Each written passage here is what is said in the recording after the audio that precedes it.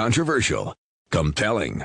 The Tommy Schnurmacher Show. Hear Tommy live weekdays 9 to noon on CJAD 800. The Eurozone fracturing faster than the EU can take action. Signs of Turkey's rising power amid the crisis in Syria. Here to make sense of it all, one of our most popular guests, back by popular demand, Trends Journal publisher Gerald Celente joins us to look ahead at the rest of 2012 and 2013. Good morning. Good morning, Tommy. The latest news from Europe, we've heard that Spain and the people want a lot of money to lend money to Spain. The unemployment there among young people, the astonishing 52%. How do you feel about whatever deal they're cobbling together this week?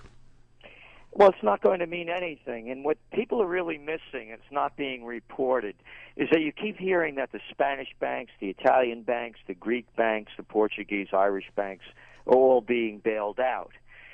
But they're not telling the other side of the story, the reason why Germany and France particularly are going ahead with it.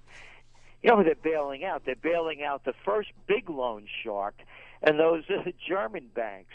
The Societe Generale, the French banks, Deutsche Bank, of course, the Commerce Bank, the German banks, the Austrian banks, the banks in the Netherlands, one after another. They're the ones that loan the money to the lower loan sharks, the ones in Spain. And that's all this is, by the way. That's all this is. And what people should really understand is that the banks, and I'm not saying this is, rhetoric, the banks have taken over. The big story that's really not coming out of the last G20 meeting in Europe is they're forming a central bank in Brussels. That's what this is all about. If we could centralize the power, then we won't have these problems, just like you have the United States Central Bank. So in other words, not only have the people in Europe losing their national interest, now they're losing their sovereignty by the banks being taken over by a central Brussels bank. There's no way out of this. Look at the Spanish bond yields. They're back over 7%, which that's the rate where it becomes almost unsustainable to keep borrowing. And that's after all of that big news just a week ago when the stock market soared because the brilliant minds put their heads together and solved the European Now, but Jared, doesn't this happen? I mean, that you can almost predict it. In other words, there's lots of publicity about a meeting, and they're going to do this, they're going to do that. There's another bailout, another slice of the bailout.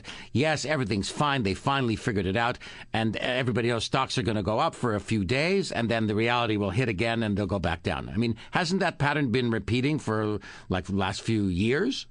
But it's everything they do, they fail. It's not only in that. You don't have to be a genius to figure this one out. How about those wonderful wars in Iraq? How about the one in Afghanistan? You know, the one with, quote, impressive progress? Yeah. They're losers at everything they do. Look at the education system in this country. Go down the line. Everything they do. Tommy, the people that are running the governments, in most governments, I keep saying this over and over again, but it goes over people's heads. They're the same people we couldn't stand in high school and college that wanted to be class president and head of the student council. The suck-ups, the brown-noses, the glad-handers, the overly insincere, the overly ambitious, and the not very bright. All right. Now, as we're paying attention to the financial situation, somebody said that while we're all watching what's going on in Europe and talking about the Spain and Greece, etc., we're ignoring something very important, another very important story, diminishing demand in China and India. What's really happening in China and India that's not being reported, Gerald? Well, what's happening is the great slowdown. The rupee, the Indian currency, is crashing. They're also restricting gold coin sales in India now because of the demand so high with the rupee falling. And in China, they're lowering interest rates again. India is pulling more stimulus out, and so is the UK. It's a global slowdown. And we've been saying this over and over again. Europe is China's biggest importer. United States second. If the United States and Europe don't buy, the Chinese don't make. If they don't make, along with the Vietnamese, the Indonesians, etc., countries like Canada, Australia, Brazil, Chile, Bolivia, the big natural resource countries, they don't export. This is a global slowdown. Oh, and before I forget, that wonderful story that broke last week about Barclays fixing the LIBOR rate. Yes. You know, and here's the language. For example, yesterday in the New York Times, they said that the LIBOR rate, the way it's managed now, it leaves room for mischief, and mischief there was mischief. They just rigged what's worth $350 trillion worth of loans. Mischief. Here's Barney Frank, the guy that from the States over here that was the head of the banking commission in the United States. He goes on to say that the banks are monkeying with the LIBOR for their own benefit. Monkeying? These are criminal activities. All right, and it's ruining everybody's lives. Hey, but I'll resign and say I'm sorry, and that's the end of it. Gerald, one of our most requested guests, the publisher of the Trends Journal, Gerald Celente, on the line, 514-790-0991. Text your questions if you prefer to do that to 514-800. Here's a couple coming in. Gerald, this one says, with all this turmoil around the world, why are markets so high? Oh, the markets aren't high. I mean, look at the when you look at the Dow, for example.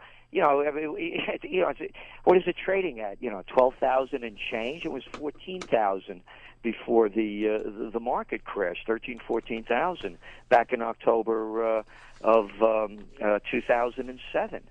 So no, there's no turnaround here. If you invested your money in the markets over the last 10 years, you lost. So no, there's absolutely no turnaround. Housing, where's the turnaround? Unemployment numbers, did you see the ones that came out last week in the U.S.? What did they create? 80,000 jobs?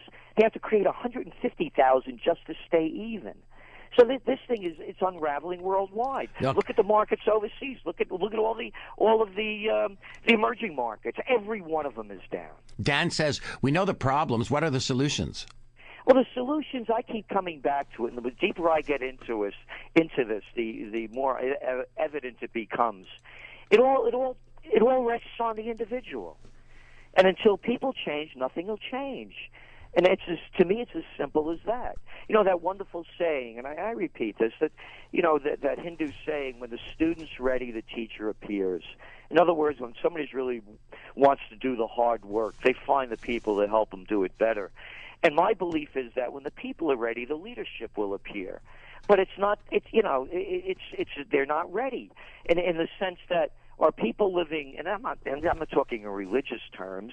Are they living at levels of courage and integrity and dignity and respect that they should be living at? Because when people do live at that level, then neither do they do immoral things, or do they tolerate it? So when people are living at a higher level, they don't tolerate this. That's when it changes in my eyes. 514-790-0991. Text your question to 514-800. Another one saying, given that the U.S. has a central bank, is it not a good idea to have a central bank in Europe so they could print their own money? Oh, yeah, it's great. Do exactly what they're doing in the U.S. Devalue the lives of everybody. Keep printing paper money, not worth the paper it's not printed on, digital money. And what other things to do? Let's go back and look, and I'll just give the example in the U.S. and in Europe when it was better. When was it better in the United States? It was a lot better in the United States before there was Walmart, Target, and all of these other stores. There used to be a thing called entrepreneurs with family shops. And the reason, and people could live a good middle class or even lower upper middle class lives by opening their own shop. But they repealed laws that were put in place from the 19th to 20th century to stop the robber barons from grabbing everything. The Robertson-Patman Act, the Clayton Antitrust Act, the Sherman Antitrust Act, one after another. Oh, and then the Glass-Steagall Act, the one that now permits bankers to take over the world. So what are the solutions? There's some of the solutions. And then you know what they say, Tommy? We got to deregulate business. Right. Well, how about deregulating us? We have all the laws on top of us, but hey, no laws for the business. Okay. Recently, I've read another text message. Recently, I've read where U.S. companies are bringing their manufacturing back, finding it more economical. I like it, but how will this play out? Well, the reason they're bringing it back, and it's true, is because wages are so low. And I mean, who would? Because now shipping costs are higher to bring the stuff over from overseas.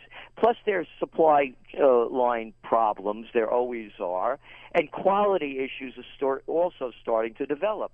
So yes, this is positive in a number of ways. But again, one of the major reasons it's happening, two of them. One is that they talk about America being capitalist. If I'm a big business and I'm going to go into a community, they give me tax breaks, loan guarantees, infrastructure, on and on and on. So the states are giving these corporations great deals. You don't have to pay taxes for a long time, and also wages are very low. So it's a positive sign in one aspect, and it could produce jobs in the future. Our guest is Trends Journal publisher Gerald Celente. A very interesting headline that I want to share with him that was in CNN Money. We'll get his take on that. Our conversation with Trends Journal publisher Gerald Celente. Gerald, I'm looking at a headline on CNN Money on the website. It says Europe must act fast to avoid the risk of a bank run. They say Europe is starting to look more and more like the U.S. as it headed for the cliff in the fall of 2008. And while Europe hasn't experienced any bank runs, banks in Greece, Spain, and Italy have experienced bank jogs in which depositors have withdrawn significant amount of cash.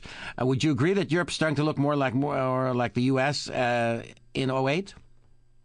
Yeah, absolutely. And there have been bank runs. Again, that's language that obscures the reality. Like I said, when it was high criminality, when they do it from the white shoe boys, it's called mischief and monkeying. Yeah. No, they're bank runs, and that's why we've been saying to people over and over again.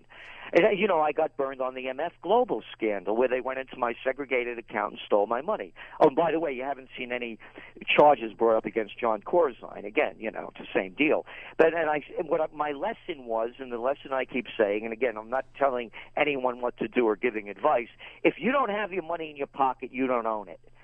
And as you see how they use every little incident as whether it's a terrorist something, so you use fear and clampdowns on people, I believe the same thing is going to happen in Europe. This is out of control. There's nothing that they can do. There's nothing that they can do. There's nothing that they can do other than the ECB printing out more money, giving it to the banks so the banks can then take that money and buy worthless bonds. So that doesn't solve the problem. If you have a second mortgage, do you want a third, a fourth, and a fifth? That's all they're doing. Another text that says, this one says that you should be president. Joe thinks, Gerald, you should be president.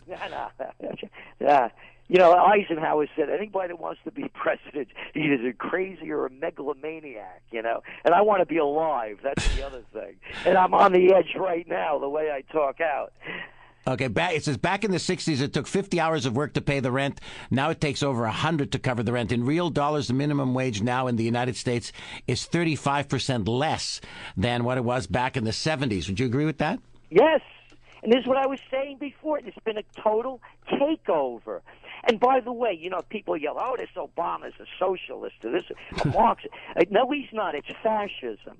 It's called the merger of state and corporate powers. It's a takeover. As I said, the bank story from Barclays fixing the LIBOR rate, which sets interest rates to everybody, on auto loans, on student loans, on mortgages, on credit cards. That should be the story of the century. Hey, you hear one of the Kardashians just had a baby. I think that's the headline in USA Today. Okay, I see what do you make of the endless election campaign going on in your country? What do you see coming in the next few months? This is just quickly, I began my career running political campaigns in Westchester County in New York. I was the assistant to the Secretary of the New York State Senate, and I used to teach American politics and campaign technology at St. John's University. Plus.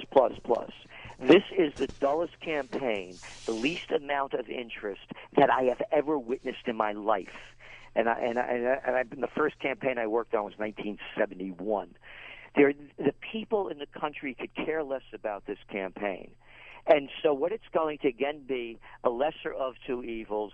The Republicans are going to vote for anybody but Obama, and the Democrats are going to say, "Oh, let's give him another chance. Now he will be free to really do what he wants because he won't have to run for re-election." So and we're calling Obama the winner. And again, I'm a political atheist. I don't believe in any of this stuff. So that's what the campaign looks like here. Oh, by the way, this weekend, if I was a little short on cash, I could have gone to a Romney fundraiser in the Southampton, but I didn't have $75,000 for a ticket. All right, Gerald Celente, always a pleasure talking to you. This is the Tommy Schnurmacher Podcast. Listen to the show live, weekdays 9 to noon on CJAD 800.